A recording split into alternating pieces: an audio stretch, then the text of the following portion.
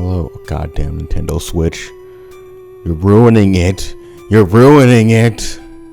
Anyways, welcome to another Shadow Block playthrough. Today, we are playing EarthBound. Mother 1, EarthBound 0. I did not know until very recently that you could play this on the Switch. I was very happy to see that. And I was like, hey, I might as well play it. And whenever I play a game, I usually record it. Not even knowing that I was going to want to do a commentary of it here on YouTube. I was like, hey, I got 90 gigs of this footage that I just don't want sitting on my hard drive. So I might as well turn it into a series, you know? And so here we are, starting off another adventure, another RPG adventure. And I promise I will finish it, unlike many of my series. So I'm going with the basic ass names. Well, some of them have a little twist on it, I think. I go Ninten, Anna, and I believe what I do here, I'm trying to, because I always heard about if you name a character after an enemy that you encounter during the game, it will stop you. And I tried it with Wolf, I tried it with Ulrich, I tried it with the Sky Yedit? No, not that one. It was some other, maybe a truck or something, but I never got to ever see that little weird quirk about the game. So maybe it was never really a thing and I just read it somewhere. But speaking of reading stuff somewhere, I went to go on starman.net because that's the walkthrough I always used to go through this game, to like guide me through this game. And I go on to starman.net and it is gone. I don't know what happened. I don't know if it's temporary, but when I go to starman.net, it says the requested URL was not found on this server. So I don't know if it got moved or something. But it was there. That walkthrough has been there for like 15 years. As long as I've been on the internet, that walkthrough has been there. But yeah, I hope maybe it just got moved somewhere and I just haven't found it, and I don't have the patience to go find it.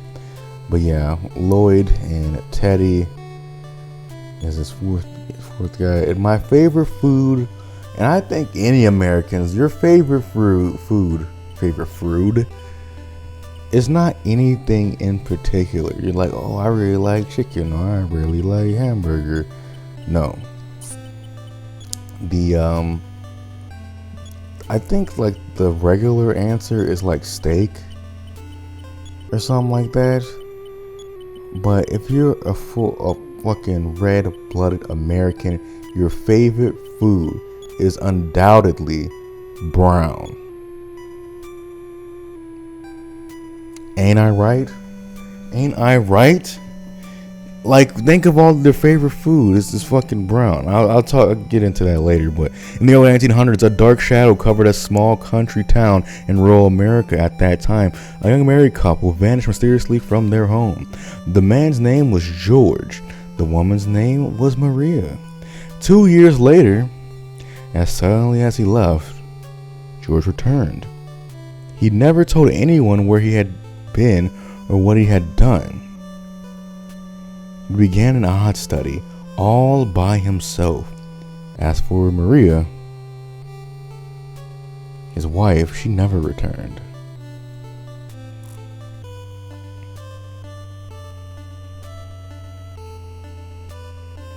Very, very sad story. One that we will unravel.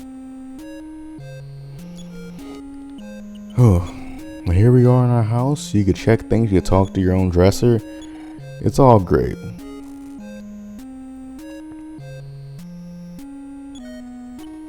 Oh man.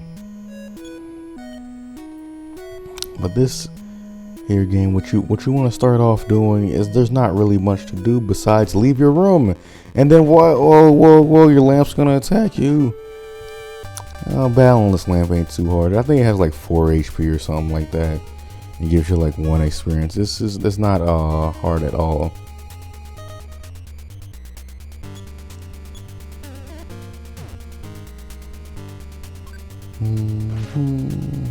I'm trying to find my list of brown, because this is my comprehensive list of brown part 1. So think of all these things that are under the brown umbrella, and you got like, your favorite food probably brown. You got cheese brown, fried mozzarella, hot brown, a jalapeno popper. I used to love jalapeno poppers when I was a kid. Bird brown, which is some fried yard bird or fried chicken, if you're not really into calling it yard bird, but I grew up calling it yard bird. I don't know about y'all. Go in this room. There's another crazy ass lamp, and you know how much experience you got from that lamp. You want to make sure you go into this room and fight this lamp, so you can get the experience, all one of it. It's really gonna matter long term. If you don't want to fight this lamp, if you think you're too weak or anything, you go into the other room, and you'll fight the little boss of your house.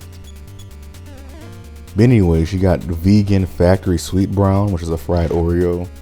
Fried Oreo used to sell like hotcakes back in my high school. Everyone loves fish brown, fried fish. Oink brown, fried pork chop. Surprise brown, onion rings. We love onion rings. Pour inward brown, some deep fried spam. That's something that when you pour, when the brother's down on his luck, you need some of that pour inward brown. Apparently our house is getting what's it called? Everything's getting possessed. I don't know what that's about, but it's making me hungry. I want some bird red brown. I want some buffalo rings. I want some milk double brown, some fried chocolate ice cream, or some suicide brown, some deep fried butter.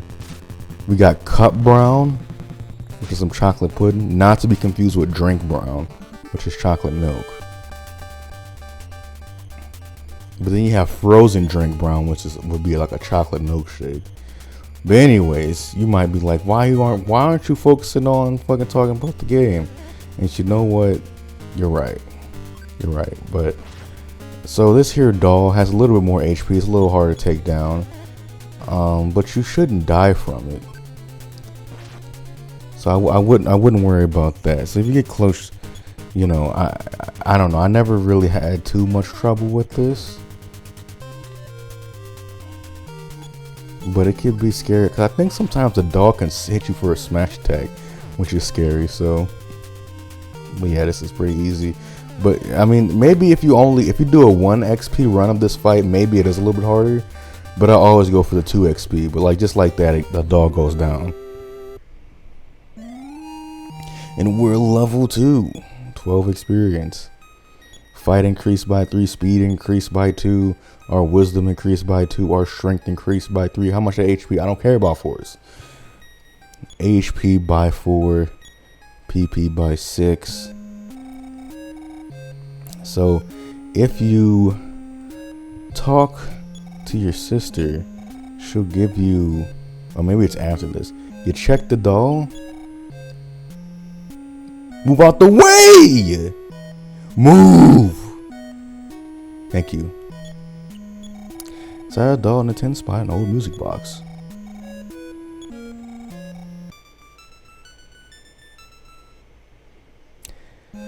Alright, remember the tune. You got to take a melody. I'm gonna sing the whole song. I will repeatedly sing the entire song throughout this game, because I really like this song. And I remember some juice. Thank you. I could have got this juice after the second lamp fight, but juice I think is like 20 HP, I believe.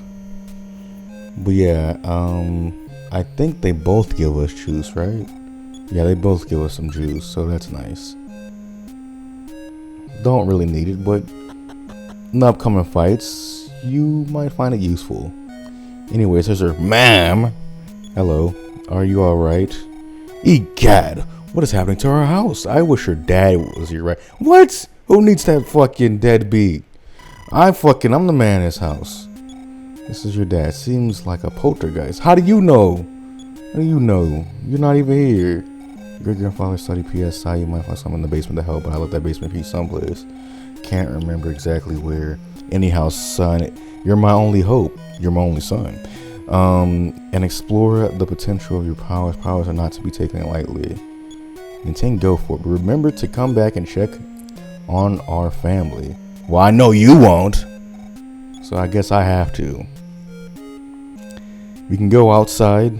Well, I mean, we have to go outside now because the basement door is locked and the key is on the collar of our dog. Hey, doggy. You gotta check the dog's collar and get the basement key. I'm pretty sure we could talk to the dog because we have psychokinetic communication powers. And he just tells us to check his collar for the key. Very smart dog, that dog. No problem. Okay, no problem with his little house. His house seems a little bit too small, but hey, this seems like a beautiful place for a dog to live.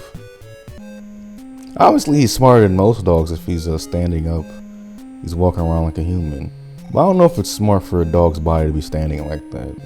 Doesn't seem like their back thighs are that are made to hold that type of weight. But you know, we use the basement key here, and that is the only use of the basement key. In this here basement, there's a bunch of rats, and usually in this here basement, I like to grind up to level 4 or 5 until I get my first PSI. Now, is that PSI important at all? No, not really. Well, I mean, I don't really use it in the early game, but it's just a nice measuring point. Measuring stick. It's just a nice point I like to get to grind up to, because I like going into like that first little pathway with past our house when we first encounter those enemies to be around level 4 or 5, because there are a couple of strong ones that sneak up on you. But in this here gift box, we get the great grandfather's diary. I used to always read it as the GCF diary, so like the greatest common factor diary. Like, what? Anyway, plastic bat, equip that. Ups our attack significantly for these early game parts.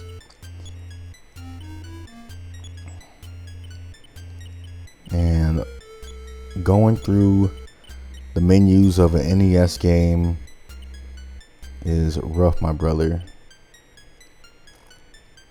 But I guess it was nice that I went in here because I could change the text speed to Mach speed 5. And we can equip stuff through here. I thought you had to do it through the other menu, but whatever. In this last box here, we get bread, and bread has two uses. It could give you restore a little bit of your health, or you could use it in a dungeon and drop breadcrumbs. I have never used bread that way, and I've never seen anyone use it that way, because I've only watched like 2 people play through Mother. And I've read the walkthrough on starman.net. Like, I'm not as knowledgeable about this game or the Mother series like I am about like Pokemon or like a Mario game. Because, you know, I'm a basic bitch. I'm a basic bitch by Nintendo fucking Let's Player standards. It's like I don't even really know pretty much anything outside of that.